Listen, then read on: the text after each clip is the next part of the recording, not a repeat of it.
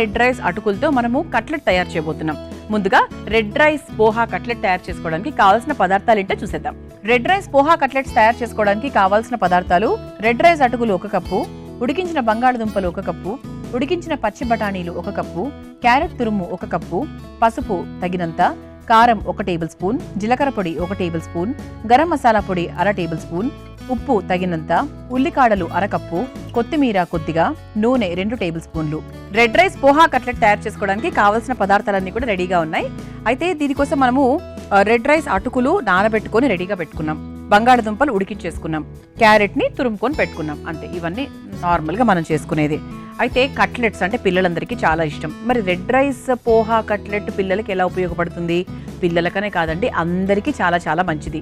అయితే red rice యొక్క గొప్ప గుణం ఏంటి అంటే ఇందులో కార్బోహైడ్రేట్స్ ఉంటాయి, కానీ గుడ్ కార్బోహైడ్రేట్స్ ఉంటాయి.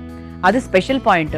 మామూలుగా అయితే వైట్ రైస్ లో అది మనకు కార్బోహైడ్రేట్స్ ఉంటాయి, కానీ అవి తొందరగా షుగర్ లా కన్వర్ట్ అవ్వడము అలాంటివి జరుగుతూ ఉంటాయి. అలాగే మనకు రెడ్ రైస్ అనేది గుడ్ కార్బోహైడ్రేట్స్ ఉంటాయి కాబట్టి ప్రీ డయాబెటిక్ వాళ్ళకు కూడా చాలా మంచి మేలు చేస్తూ ఉంటుంది. ప్రీ డయాబెటిక్ వాళ్ళు అంటే మామూలు టెస్ట్ చేసుకుంటే వాళ్ళకి తెలుస్తుంది అంటే ప్రీ డయాబెటిక్ కాదా అని చెప్పి. సో వాళ్ళు ఏంటి అంటే ఇప్పటి నుంచి జాగ్రత్త పడాలి కాబట్టి వైట్ రైస్ లాంటివి కాకుండా రెడ్ రైస్ లాంటివి ఎక్కువగా తీసుకోవడం వల్ల చాలా బెనిఫిట్ అవుతారు. అంతేకాకుండా షుగర్ ఉన్న వాళ్ళు కూడా 60% వరకు షుగర్ లెవెల్స్ తగ్గించడానికి రెడ్ రైస్ చాలా బాగా హెల్ప్ చేస్తుంది. అండ్ అలాగే పీచు పదార్థం ఎక్కువగా ఉంటుంది కాబట్టి మనకు జీర్ణక్రియకు చాలా బాగా హెల్ప్ చేస్తుంది. పెద్దవాళ్ళకి మాత్రం రెడ్ రైస్ చాలా బాగా ఉపయోగపడుతూ ఉంటుంది. అండ్ అంతేకాకుండా కొలెస్ట్రాల్ అని కూడా చాలా బాగా తగ్గిస్తుంది. వెయిట్ మేనేజ్మెంట్కి చాలా బాగా పనిచేస్తుంది. కాకపోతే ఏంటంటే రెడ్ రైస్ని చాలా బాగా నానబెట్టుకోవాలి. ఎంత బాగా నానబెట్టుకుంటే రెడ్ రైస్ అంత బాగా ఉడుకుతుంది. సో ఆ విషయం మాత్రం అస్సలు మర్చిపోకండి, ప్రాపర్గా నానబెట్టుకోండి, అప్పుడు అద్భుతంగా ఉంటుందన్నమాట. రెడ్ రైస్తో బోల్డ్ రకాల వంటలు మన అమృతం కార్యక్రమంలోనే మనం చేశాము, చాలా చాలా బాగుండే. మరి ఈ రోజు అందులో భాగంగా రెడ్ రైస్ అటుకులతో కట్లెట్ తయారు చేయబోతున్నాం. ముందుగా ఒక మిక్సింగ్ బౌల్ తీసేసుకుందాము. రెడ్ రైస్ మన ముఖ్యమైన పదార్థం కాబట్టి 1 కప్పు రెడ్ రైస్ తీసుకుంటున్నాము.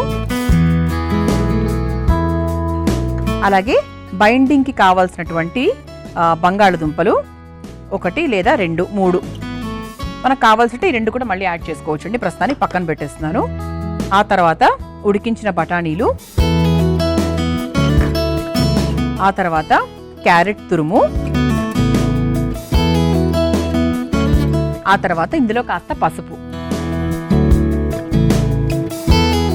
ఆ తర్వాత ఇందులో కాస్త కారం.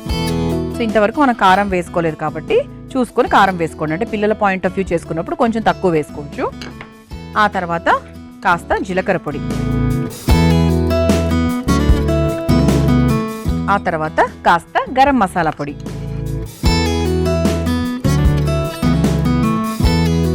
మన ముఖ్యమైన పదార్థము ఏంటి? ఉప్పు. ఉప్పు లేనిదే ఏది మనకు రుచించదు కాబట్టి చక్కగా ఉప్పు కూడా వేసేసాను. ఆ తర్వాత చాలా సన్నగా తరుక్కున్నటువంటి ఉల్లికాడలు, అంటే మనకు ఉల్లిపాయలకు బదులుగా మీరు ఇంట్లో తయారు చేసుకునేటప్పుడు చక్కగా ఉల్లిపాయలు కూడా వేసేసుకోవచ్చు. ఆ తర్వాత ఫైనల్గా కొత్తిమీర కూడా వేసేసుకుందాం. నిమ్మరసం కూడా చల్లుకుందాము, కానీ ఇది ఒకసారి కలిపేసుకొని చక్కగా చల్లేసుకుందాం. ఇది మనకు సాయంత్రం పూట కరకరగా ఏదైనా తినాలనిపించినా, వెదర్ చల్లగా ఉంటుంది, బాగుంటుంది, ఏదైనా తినాలనిపిస్తుంది. మళ్ళీ అదే డీప్ ఫ్రైలు అలా కాకుండా ఇది మనకు షాలో ఫ్రై, తక్కువ ఆయిల్తోనే మనము ఈ కట్లెట్స్ తయారు చేసుకుంటున్నాం కాబట్టి సో చక్కగా మనకు సాయంత్రం పూట ఏదైనా హెల్దీగా కావాలి అంటే చేసుకోవచ్చు. రెడ్ రైస్ అటుకులు ఇంట్లో తెచ్చుకొని పెట్టుకోండి, అదే ముఖ్యమైన విషయం. ఇప్పుడు నేను వంటలు చేస్తున్నాను, మీ అందరూ నేర్చుకుంటున్నారు, ఇది చెయ్యాలంటే ఏంటి? రెడ్ రైస్ అటుకులు కావాలి ముందుగా. సో ముందుగా రెడ్ రైస్ అటుకులు ఎప్పుడైనా బయటికి వెళ్ళినప్పుడు తెచ్చుకొని పెట్టుకోండి. సో దట్ ఏంటి అంటే ఇటువంటి వంటకాలు చూసిన వెంటనే తయారు చేసుకోవచ్చు. ఇది గుర్తుపెట్టుకోండి, చాలా ఈజీ కదా. కావాల్సిన పొళ్ళన్నీ వేసుకోవడము, రెడ్ రైస్ అటుకులు వేసుకోవడము, క్యారెట్ తురుము యాడ్ ఆన్ చేశాను అనమాట. అది మీ ఇంట్లో ఉన్నప్పుడు అంటే రెడీగా ఉంటే వేసేసుకోవచ్చు, లేదు అంటే టైం ఉంది అంటే తురుముకోవచ్చు, లేదు అంటే మామూలుగానే వేసేసుకోవచ్చు. అంటే అటుకులు, బఠానీలు, ఆలుగడ్డలు ఇవన్నీ వేసుకొని చేసుకోవచ్చు. దీనికి ఏంటి అంటే ముందుగా ఆలుగడ్డలు మాత్రమే మనం కొంచెం ఉడికించుకొని పెట్టుకోవాలి, అదొకటే ప్రాసెస్. ఇక మిగతా అంతా కూడా చాలా సింపుల్గా చేసుకోవచ్చు. దీనికి ఎటువంటి పిండి వేయాల్సిన అవసరం లేదండి.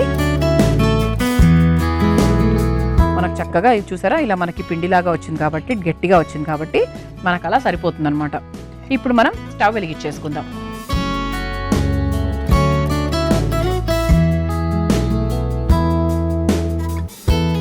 ఇది మనకు మన ఇంటికి ఎవరైనా వచ్చినప్పుడు, ఫ్రెండ్స్ వచ్చినప్పుడు, పిల్లలకి కావాలనుకున్నప్పుడు ఒక హాఫ్ అన్ అవర్ దీనికి ప్రీ ప్రాసెస్ ఉంటుంది. బంగాళదుంపలు ఉడికించుకోవాలి, రెడ్ రైస్ అటుకులు లేకపోతే తెచ్చుకోవాలి, లేదంటే ఉంటే నానబెట్టుకోవాలి. అటుకులు ఎంతసేపు అంటే ఒక 10 నిమిషాలు నానితే సరిపోతుంది, అసలు పెద్ద విషయమే కాదు. ఆలుగడ్డలు మాత్రమే మనకి ఉడికించుకోవాలన్నమాట. ఇంకా మిగతా అన్ని కూడా టక్క టక్క టక్క మన ఇంట్లో ఉండే సామాన్ తీసుకొని చక్కచక్క వేసేయడమే. ఇందులో కావాల్సింటే మీరు కాస్త చాట్ మసాలా వేసుకోవచ్చు, ఉల్లిపాయ ముక్కలు వేసుకోవచ్చు, అది మన ఇష్టం అనమాట. అంటే మనము అమృతంలో ఎప్పుడూ ఇదే చెప్తూ ఉంటాను, సాత్వికంగా చేసుకుంటాం కాబట్టి ఉల్లిపాయలు వెల్లుల్లి అవన్నీ వేయకుండానే చేస్తూ ఉంటాము. అందుకే మేము వేయట్లేదు. దాని బదులుగా నేను ఉల్లికాడలు వేసాను. ఉల్లికాడలతో కూడా ఎన్ని అడ్వాంటేజెస్ ఉంటాయి తెలుసా మీకు? మనం చాలా చిట్కాలలో కూడా చెప్తూ ఉంటాను నేను. పెనం కూడా వేడైంది కాబట్టి నూనె వేసేసుకుందాం. నూనె చూడండి ఒక్కసారి నేను ఎంత వేస్తున్నాను, ఇది ఎంత అబ్జార్బ్ చేసుకుంటుంది అనేది ఒక్కసారి చూడండి. నేను వేసింది కేవలం ఒక 3 నుంచి 4 స్పూన్లు మాత్రమే వేసాను. ఇది నూనె కూడా కొంచెం వేడవుతూ ఉంది. ఈలోపు మనం ఏం చేయొచ్చు అంటే చక్కగా చేతికి ఇలా నూనె రాసుకుని, ఇది బేసిక్గా మన కట్లెట్స్ అంటే మనం షేప్స్ మన ఇష్టం అండి. ఇప్పుడు ఫర్ ఎగ్జాంపుల్ ఇలా మనకు కట్లెట్స్ షేప్లో అయినా తయారు చేసుకోవచ్చు, ఈ విధంగా అయినా చేసుకోవచ్చు. ఓకే, లేదు అంటే ఇలా మనం తిక్కిల షేప్లో అయినా కూడా చేసుకోవచ్చు, ఇలాగైనా తయారు చేసుకోవచ్చు. కాకపోతే నేను ఎప్పుడూ ఏంటంటే అండి, ఇది బాగా ఉడకడానికి కొంచెం నేను ఇలా సిలిండర్ లాగా చేసుకొని కొంచెం ఇలా అదుముతాను అనమాట.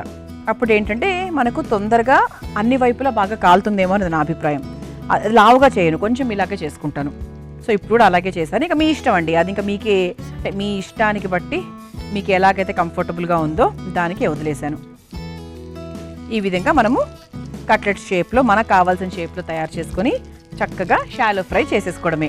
అండ్ ఇది రంగు కూడా మన కారం అది వేసాం కదా, సో రంగు కూడా చాలా బాగా వస్తుంది.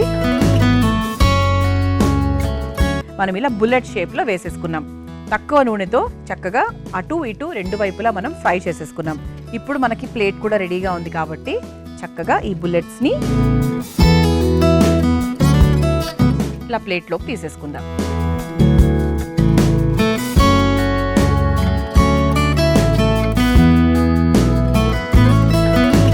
మీరు ఏ షేప్లో అయినా చేసుకోవచ్చు అండి, ఇబ్బంది ఏం లేదు.